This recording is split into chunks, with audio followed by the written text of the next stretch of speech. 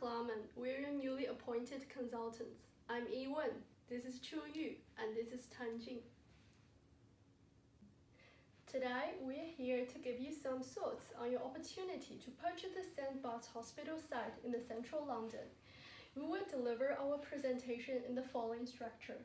Firstly, we will determine whether you should go for this project from a quantitative analysis and what is the reasonable purchase price if you make this investment and what is the proposed deal structure. Then we will identify the risks in this investment and put forward some associated risk mitigation methods.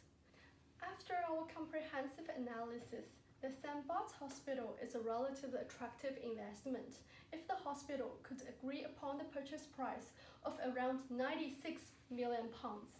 In this case, the investment would provide a favorable absolute return to your client, as well as consistent with the company's principle of ensuring a margin of safety.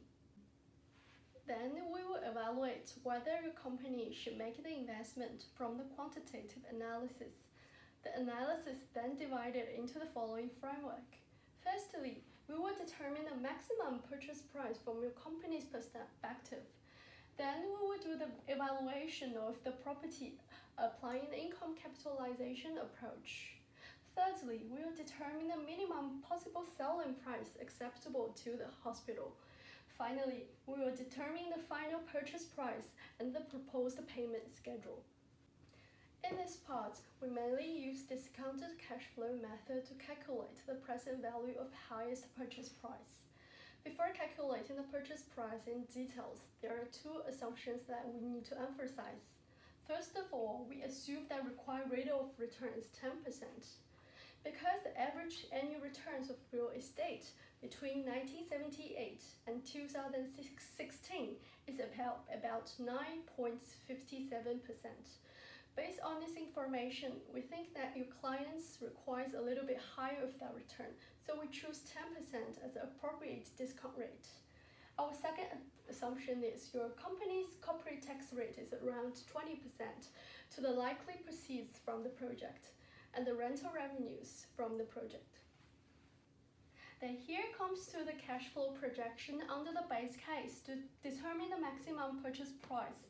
As you can see in the table, the present value of this investment is about £88 million, which means if you want to go for this investment and generate a positive NPV given your client's required rate of return about 10%, the present value of consideration paid cannot exceed the amount. Otherwise, you are unable to provide a reasonable return to your client. After calculating the maximum purchase price, we need to know the intrinsic value of this project and compare these two numbers. The principal investment rule of your company is to purchase assets discount to their intrinsic value. Therefore, as long as the intrinsic value is higher than the purchase price, we believe the project is worthy for investment.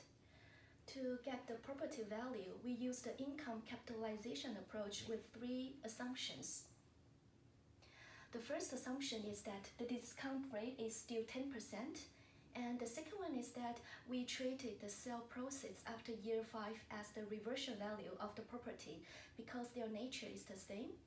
And last, we assume there's no vacancy allowance and operating expense. As your company could not take possession of this site until 2015, there's no expected vacancy loss. Moreover, during the lease period, St. Bart's should be responsible for its own expense. Well, after calculating the NOI, we discount them back to now to obtain the intrinsic value of the property. As we highlighted, the property value is about £260 million. After calculating the maximum purchase price and the intrinsic value of this project, we consider the minimum possible selling price of St. Bart's. The reason why we consider that is if the maximum we could offer is much more lower than they could ask, the bargaining zone between us is negative and we could never reach to an agreement. So under the current market condition, the estimated long-term value for comparable sites range from £150 to £300 per buildable square foot. and we use the midpoint of that range, which is 225 per buildable square foot. And taking into account the gross square feet of St. Bart's site, the possible minimum selling price is about £96 million. Based on our analysis, total purchase price should be £96 million. Incorporating the significant risks involved in the project, we advise that 60% of the price should be paid at the time of purchase, which is £58 million, and the rest of that should be paid in the end of the lease period, which is £38 million, if St. Bart's does not breach the lease agreement and move out of the sites on time.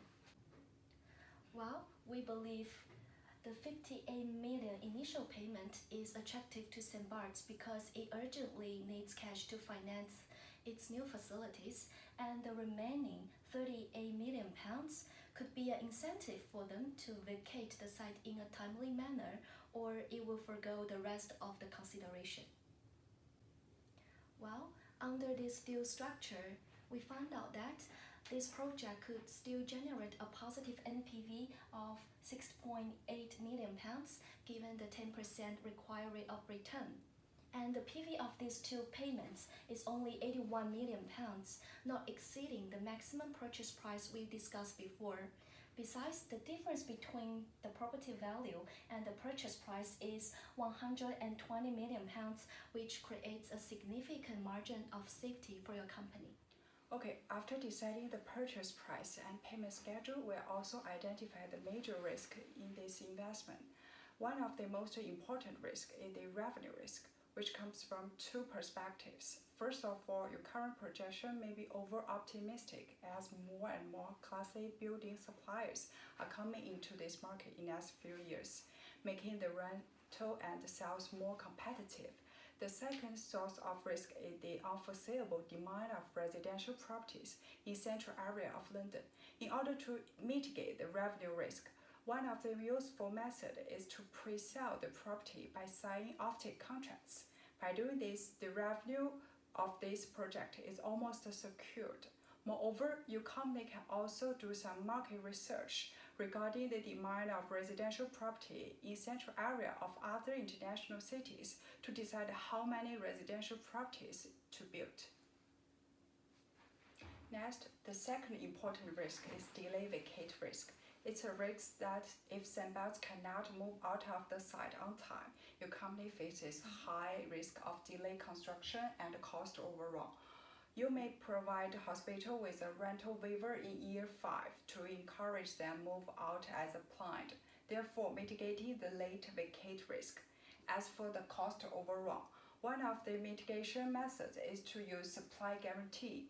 You can pre-sign the contract with suppliers at the beginning of the project so as to guarantee a fixed and reasonable price of labors and materials. Well, regulation risk is another key risk in case the government rejected the plan proposed by your company. To mitigate this risk, you are advised to reach a consensus with the City of London Corporation by signing a concession agreement. The concession agreement would include the construction plan as well as preservation plan of the historical buildings. In terms of the environmental risk, hiring specialized and skillful experts to evaluate the possibility and the consequence of the risk, and set aside appropriate fund for environmental remediation.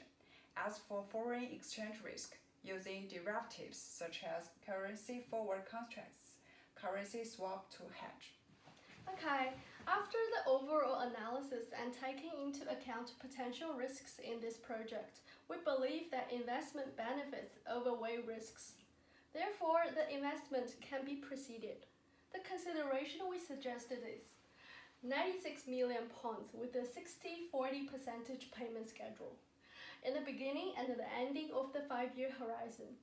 Under this deal structure, a reasonable requirement of return is secured, as well as retain a significant margin of safety for your company and your client. That's all for our today's presentation. Thank you for listening.